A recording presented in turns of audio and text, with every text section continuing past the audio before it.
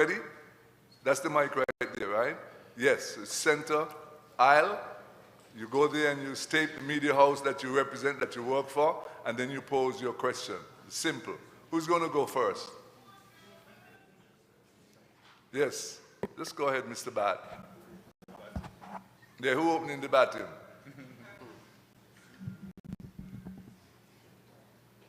Go right ahead. Good morning, all. Glenn Bart, SKN Newsline. I just want to ask the artists to tell us a little bit about the lyrical content of your music in terms of the message that you try to portray to your audiences. What is it really from each of you in terms of your songs that you want listeners to understand or to be aware of? Thank you. Well, for my part, as a spokesperson for Third World, one of the things that, that really struck me when I was thinking a little bit about your question is that from 1973, when our group first started, we've always been singing positive songs. We've never sung negative lyrics. We've always been about love. We've always been about peace, harmony, respect, courage. Those are the things of, and manners. Ain't nothing wrong with having manners. Right? So, I mean, this has been a mainstay for us. And I think it's a mainstay for most artists that came through that period. We had great leaders through that period like Bob Marley, all the Wailers. We had Toots, we had leaders in our field when we were younger, and those always set a trend of good vibrations through our lyrics. So, that's where I want to open the button, as them say. So, anybody else, can go for it. Yeah, similar sentiment. Reggae music is powerful because of the message. Reggae music has always fought for the underprivileged, for equal rights and justice. It has always been the backdrop to revolutions in countries around the world, and reggae music changed my life, particularly through an artist named Sizzla Kalonji, and I always wanted to replicate that for others with my music, and that has always been my motivation, where if I can bring somebody towards consciousness through the music, then, so we sing songs well done about political situations, no capitalist, never gonna be a slave. All of these things, these messages is right throughout my career and will continue going forward,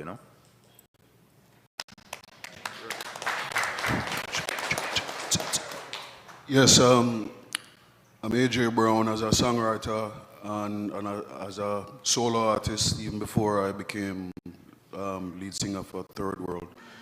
I've been writing about just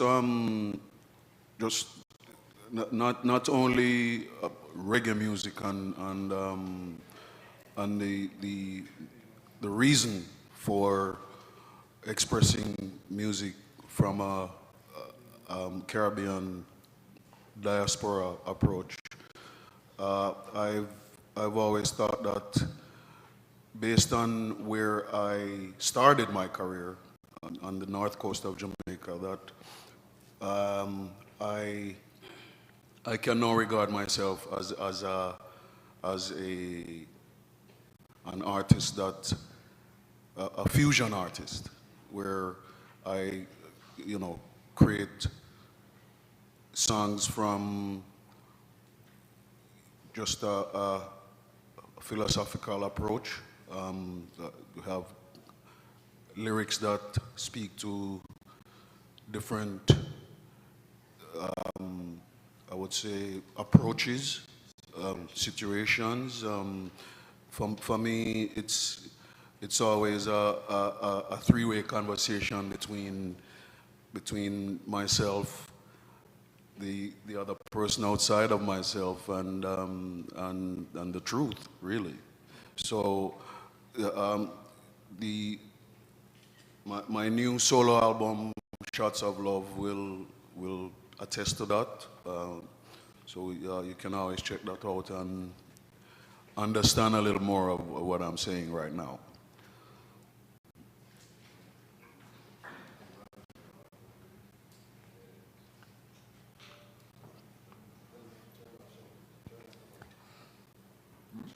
Yeah, there we go. Yeah, so I grew up on a sailboat around a lot of these islands here coming, like I said, originally from Bermuda. So music was always a thing for me growing up that was not only entertainment, but education and everything. And it was a lens through which to see the world, you know, and reggae music especially is something coming up. They really teach me a lot about history and life and everything. So to second a lot of what all these brethren here are saying, is, you know, it's something that really gives us real information when the world's trying to give us a lot of misinformation and, you know, teach us about, you know, the truth about colonialism and the oppression that's been on people all over the world and continues to be on people all over the world. So, you know, it's really to uplift people, yeah, through love, justice, truth and rights, you know, yeah.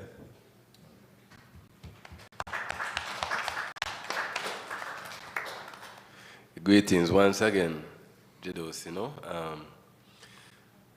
When it comes to my lyrics are just about being free and lyricism and, you know, just young people stuff still.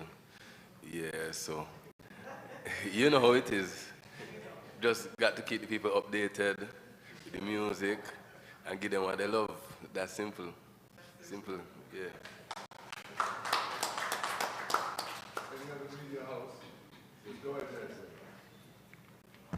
Peace. My name is Eddie Lamar, and we're rolling out. And this message is specific to Third World. With over 50 years in this industry, what does it mean for you to be a legacy act, and what do you think it means for reggae music, roots reggae as a whole? Your mic is right in front of you. Is it? In other words, get close. All right. We're talking about Third World and the legacy. Is that the question? Yeah. Well, to be a member of Third World, I wear that as a badge of honor, you know, because it was one afternoon in Jamaica, Pretty Hamilton, the then lead singer for Third World, drove up to my house and said, listen, there's a band we're putting together, and we need a bass player. I was a guitar player at the time, and I got involved in it. Got you the scopes, went to England, we went to there. But some great things happened to us, and not so some great things happened to us also. But it's a rich history Third World has, and we could not say it's something great and could be overlooked, you know. We have our parents who supported us, and just a great journey. Love it, Third World. Bless.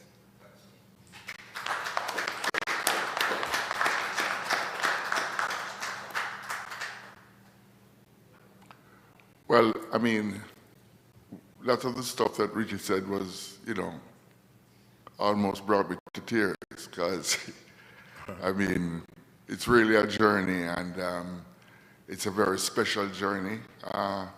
Looking back at the songs that Third World has done, has recorded through the years, it's quite a bit.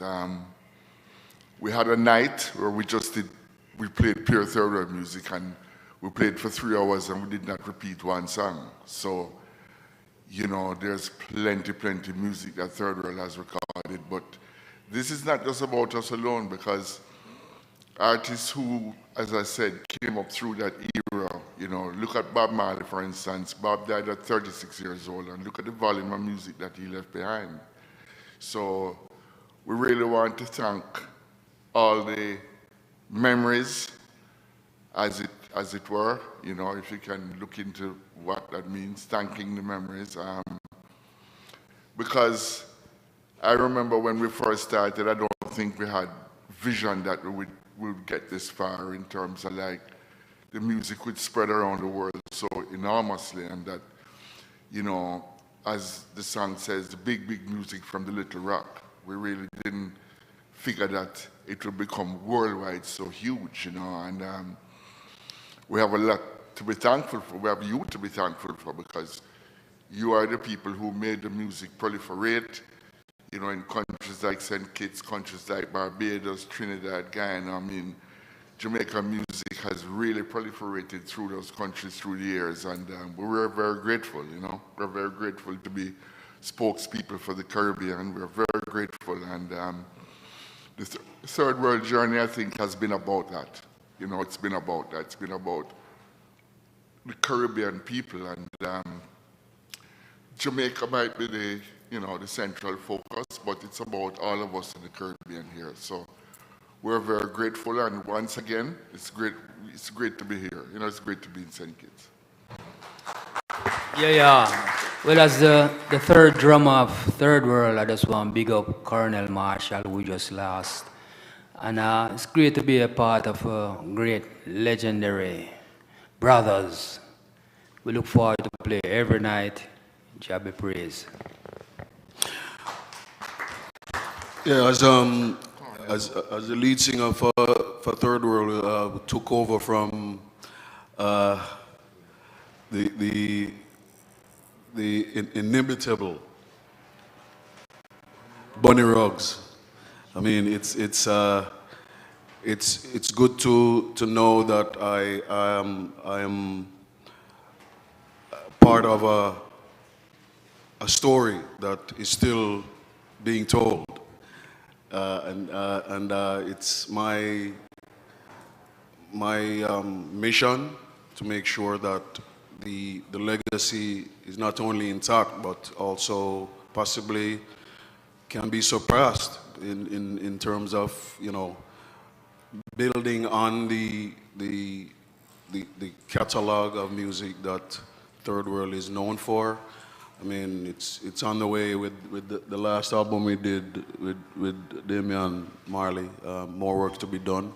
We still have another album to do with Damian, so the journey continues, and it's great to be part of the ongoing story.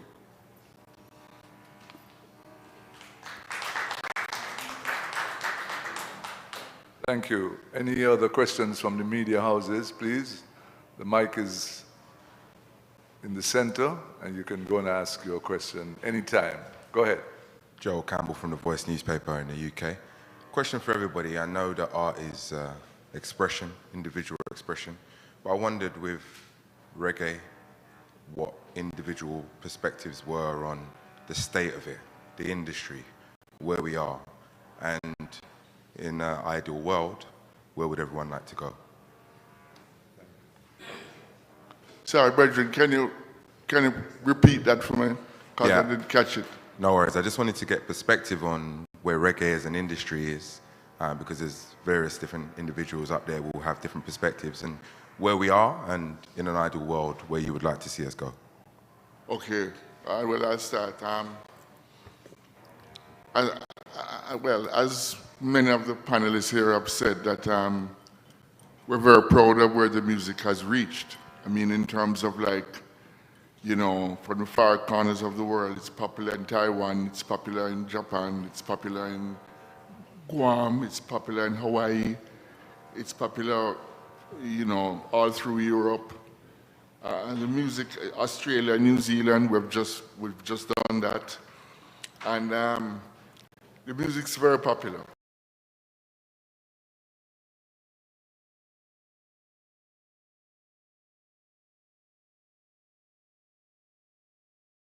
Very, very popular.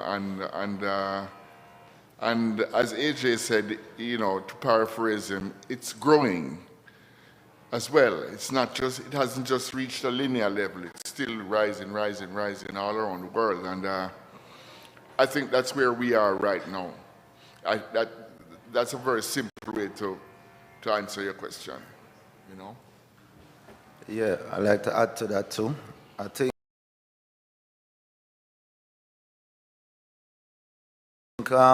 we're in a very interesting place with reggae music right now. I think a lot of the traditional ways in which like music was promoted and songs would get to the people, a lot of that has been changing now. And I think the world has gone in a direction of, shock value, social media, viral kind of music. Like we want the music to take on that kind of role. And it puts reggae music in an interesting place because reggae music is about substance and quality and things like that. So I do think that the touring model is really what is keeping reggae music, where it has always been in the hearts and minds of the people.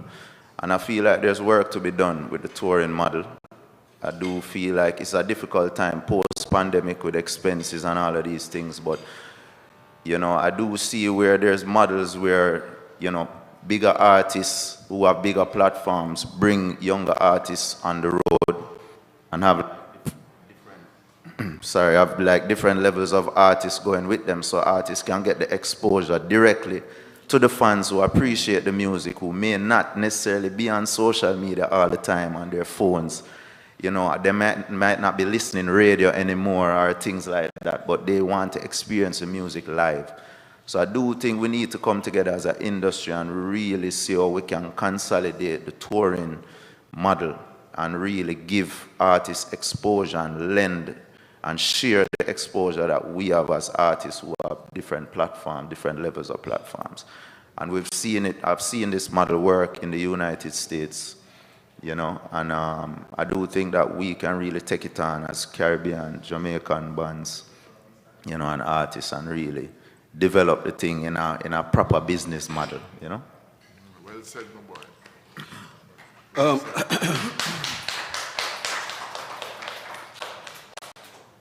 I've always looked at music and reggae music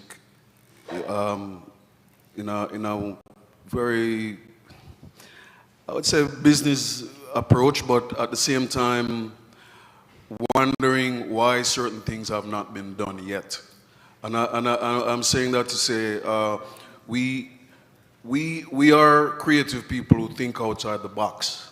I mean, we are musicians. That's how we do what we do, and yet we have to depend on folks like in high authority that don't think outside the box. They have their approach to what to what things should be, and I believe that there should be some kind of way to appeal to our situation, our circumstances. And I say that to say,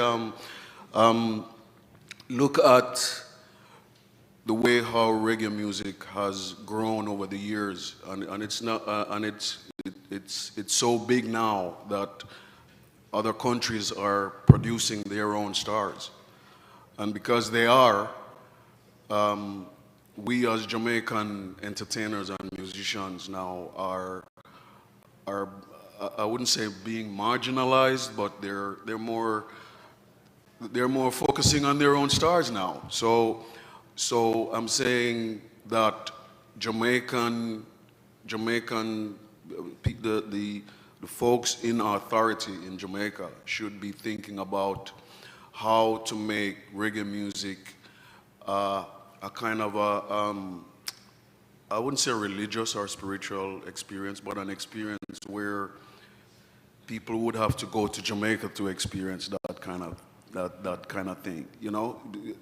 In other words, that if that was the source of where the music came from, it should always be the source of where the people should go to Just like how, in terms of the whole spiritual thing, if they want to learn about Buddhism, or they want to learn about certain things, they have to go to the source, and that's what I think should be created in a way where the world can come to Jamaica to experience more of the authentic reggae music.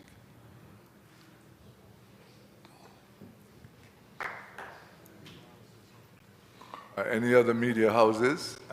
Yes. Were you introduced? I would like to further something that I was going to do that. that was said. I just want to, just 1 second, Mish.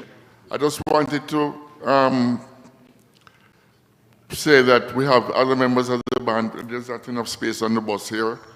So sitting in the front row there is Richie Barr and Rupi Bent. And yeah.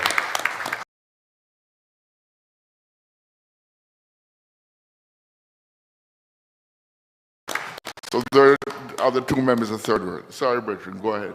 Yeah. No, this was just to speak further on the topic of the music industry and reggae music in the music industry.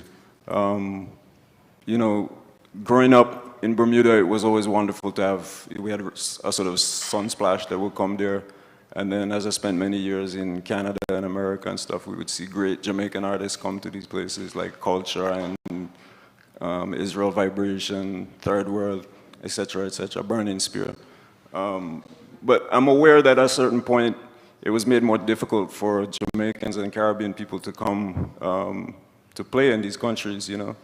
And so, as I can't remember who was saying it, but you have a lot of bands. I think AJ, you were saying that you have a lot of bands from, you know, from the U.S., from Canada, wherever, that have kind of taken the seat from Caribbean artists.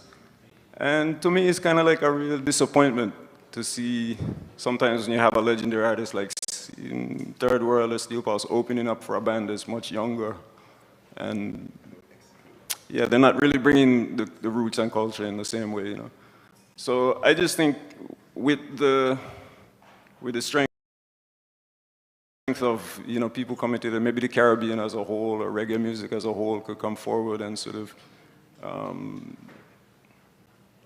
you know, make a kind of plea for, not even a plea, let me say just make a strength together to open up the borders for people to come through. Musicians in general. I mean, I have a lot of musicians I work with in Canada, and sometimes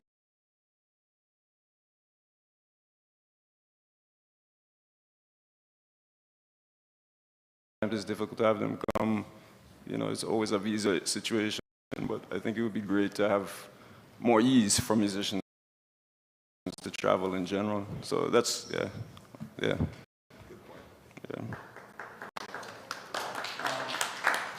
Just want to acknowledge Kumar, who is with us, original Raging Fire Kumar. He'll be a guest with Third World tonight. Want to acknowledge him, you know, give thanks.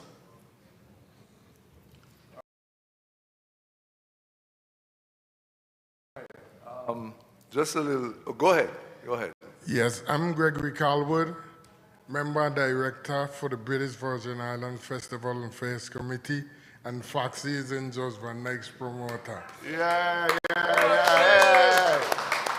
What a boy like that. I want to say, reggae is in a great spot. Watching the legend, I'm not asking a question, I'm telling you. Watching legends like Third World, they going out with a bang, and Kabaka Pyramid, the man that win the Grammy Award, Mishka with the #1 song on iTunes. Come out here from Raging Fire, you know you're going, but you're going to go good because you know these guys got the thing set. So I want to say keep it up. Give thanks. All right. Give thanks.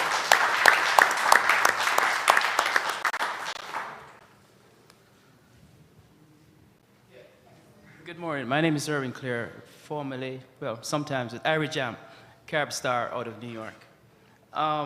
Kabaka Pyramid winner of the Grammy. The impact of that on you, one, and on the music. You mentioned something just now about the whole transition and the change and attracting young people. But talk to us about your experience. What has that Grammy meant for you? Yeah, it's a game changer for sure. It has been a real life-changing moment for me personally. Just everything in the career has elevated. You know, the way people deal with you, the way people look at you, the way, you know, we negotiate contracts, everything changed. You know, the view of the fans. You know, I've always been like one of the people, like the people's champ kind of vibe. And then like to see somebody like me get an actual win like that, it meant a lot to a lot of people. You know what I mean? Even I was on tour, you know, shortly after we won, and, you know, I get text says just pure reggae music I play on the radio at Jamaica now, and, you know, whereas, you know, it's mostly dancehall I've been dominating the last how much years, you know? So just even little things like that, you know, my whole team, everybody has been elevated, you know, and it's an inspiring thing. I'm inspired to make more music, you know, and just, yeah, reach out to even a wider audience with the music, you know what I mean? And yeah, it's just been a great journey so far, non-stop touring. Yeah.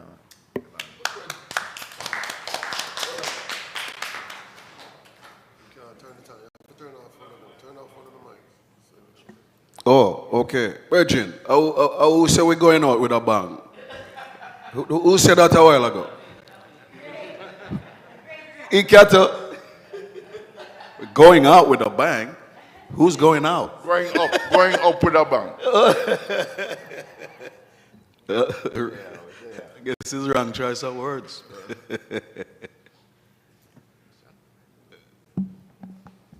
Good morning, Andre Huey, SK Newsline and TVC Channel 40.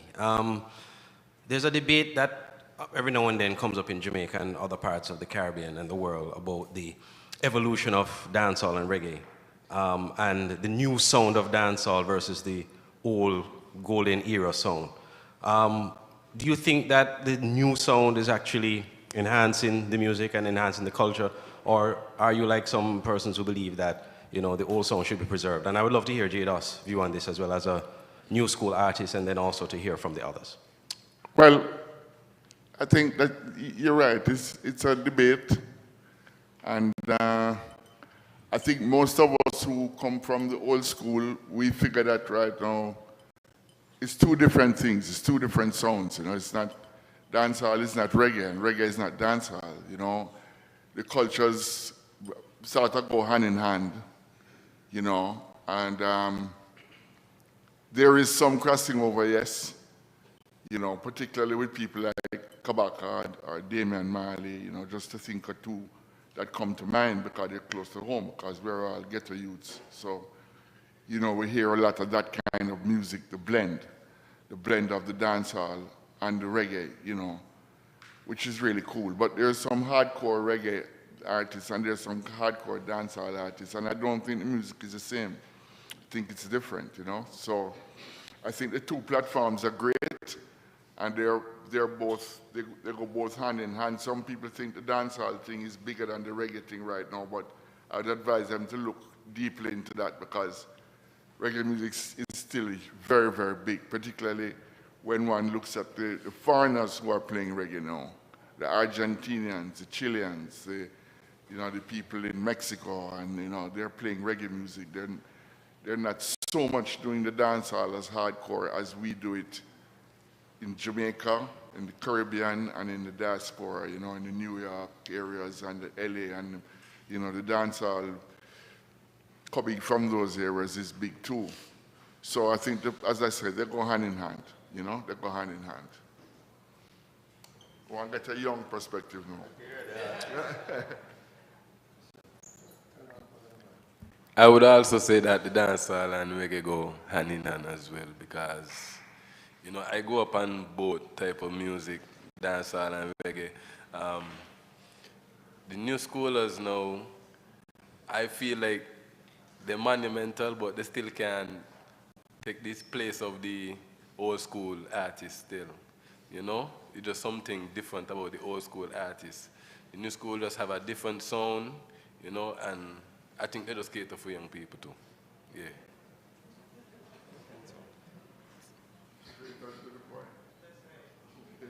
General in a place, busy signal. Big up yourself. Talk to the people, them, no, man. Yeah. So we're still on that topic. Yeah, well, I mean, personally, I think, you know, every music, every sound has its own space. You know, every sound has its own space. You know, if they make a song, or make a genre, or create something called dance hop, or soca dance, or whatever, people still gonna be listening to it.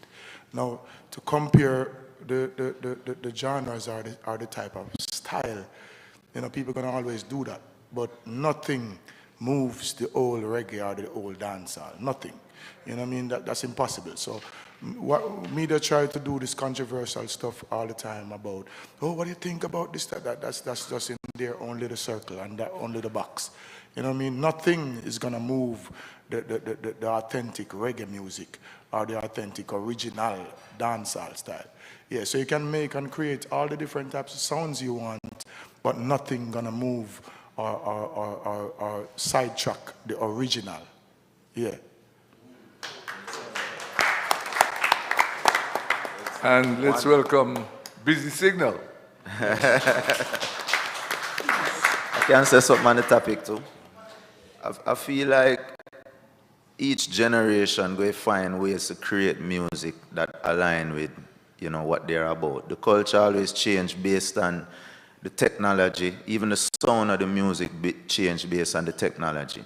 When synthesizers and drum machine came in, then the sound of the music changed. And like, that's why even third world music was even different from, you know, other artists at the time, because they incorporate certain sounds into the music and, you know, a little bit of disco or a little bit of jazz or a little bit of this and put in the music. And it's the same thing happening now. So the youth, them using the same program them for make beats as the trap producer them in America and around the world, and the Afro beats. Everybody have the same drum loop, samples them, access to them and all of these things. So the way how the music change, the make a change. So the youth them are going to find a way to make the music will resonate with them. You know, it might not resonate with older generations and things. It might not resonate outside of the diaspora or people who really immersed in the culture. But one thing, there's enough people within the diaspora and within, you know, Caribbean people for really have the music resonating, and the youth them I make them money and them I do them things. So, you know, yeah, dancehall have its space within everything for sure.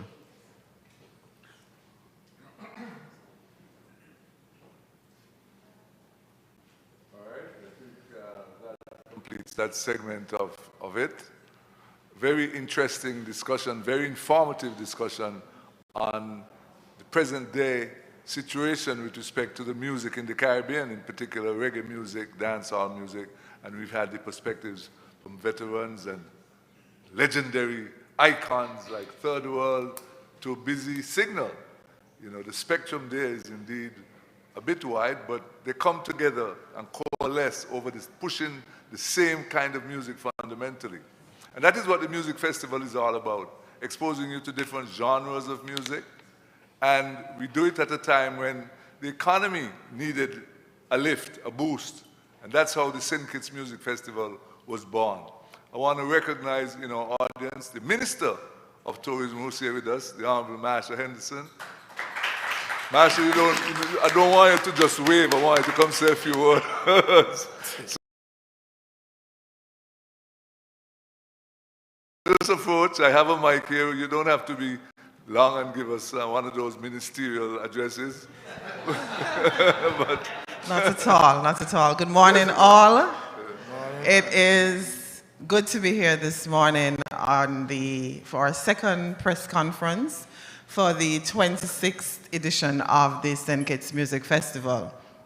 Last night was a hit. I mean, I even forgot that I'm getting old now, so I'm extremely tired. But we had an amazing time last night, and we expect nothing different tonight. I want to welcome all of you to St. Kitts and to the St. Kitts Music Festival for your partnership with us. Of course, this is being done, as Junie said, in our efforts to boost visibility for our destination, St. Kitts. So we're not just selling a festival, but we're selling a destination. And to have artists like Third World, Kabaka, Busy, and all the other even local artists, Greenhouse, Mishka and everyone, all those who are not here, Capleton, the others, Mastica and Highlight, Tommy Lee, and all the others who would be joining us tonight. Once we partner, this, of course, gives the destination and the festival more appeal with the iconic legends and artists that we have. So I want to welcome you. We thank you. We look forward to some electrifying performances tonight. Come out early, come out in your numbers. Remember to patronize the Festival Village, which happens to be on the football field. We have our local cuisine there on display, and all the delicious food and the local artisans there who will be selling their local arts and crafts. So we look forward to... Exciting, exactly. It was dynamic. I enjoyed it. And I'm sure the people outside listening also enjoyed it, because you're talking about the St. Kitts Music Festival, which is our thing, our branding. And so I boost you for that. I big you up for that, as we say. You're joined, but is that the CEO? I know Deputy CEO. Would you rise and take a bow, please? Let the people see. There you go.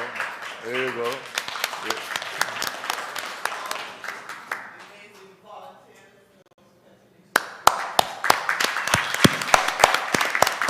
Don't forget to, for the vision. All right. Again, I just want to thank everyone for turning out to this second press conference. The third one takes place tomorrow right here. And we want to make sure that you come out tonight and enjoy yourself. It starts at 7 o'clock, right, Marsha? Right. 7 o'clock tonight. Who's the first artist, you know? Come on. Surprise. It's surprise, surprise. All right, but don't, yes, sorry? You guys going on first? No, don't reveal the secret. Leave it like a secret, right?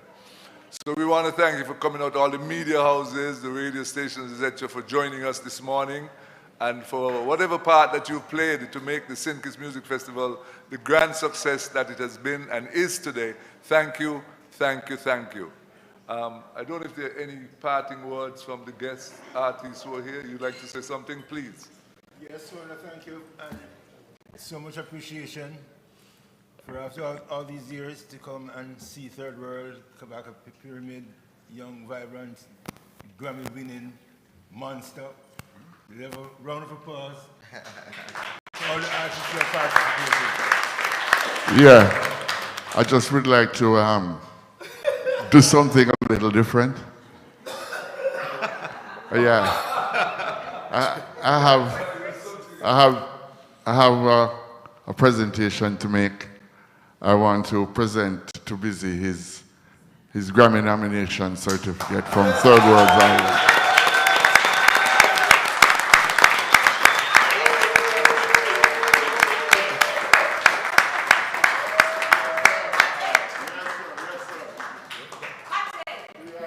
Yeah, that was for more work to be done. Yes.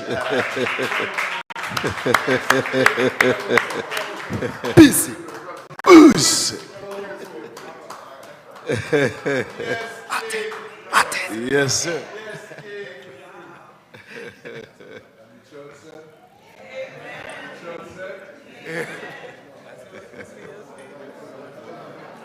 Wow. Final thoughts? Go ahead, please. Go ahead. Well, for me, I just want to say I'm having fun here. Me and my wife, we took a we went over to Nevis Yeah, Nevis.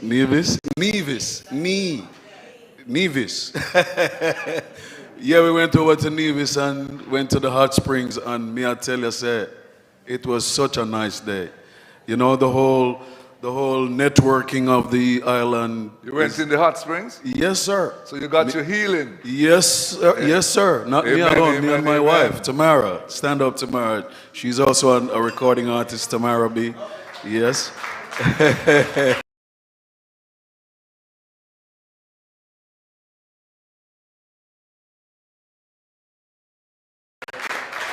And I would recommend that. I would recommend that to anybody in the world to just come and go to Nevis. St. Kitts and Nevis. You know, make sure you check out that hot spring. It is very therapeutical. Therefore, very therapeutic. Thank you. Thank you so much. And it just remains for me to say thank you again on behalf of the Ministry of Tourism and on behalf of all of St. Kitts and Nevis for your time and your attention and your promotion of St. Kitts and Nevis abroad. Thank you very much. I'm Juni Liebert. See you tonight. Tonight is bongo night. Tonight is reggae night. What you say, Busy? Blast.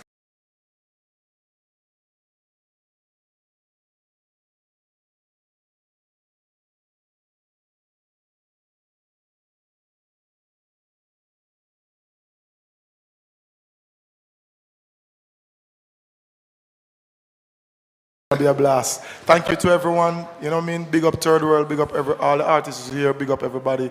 It's gonna be great. St. Kitts is love. Yes, love across the board. Give thanks. Yeah, man.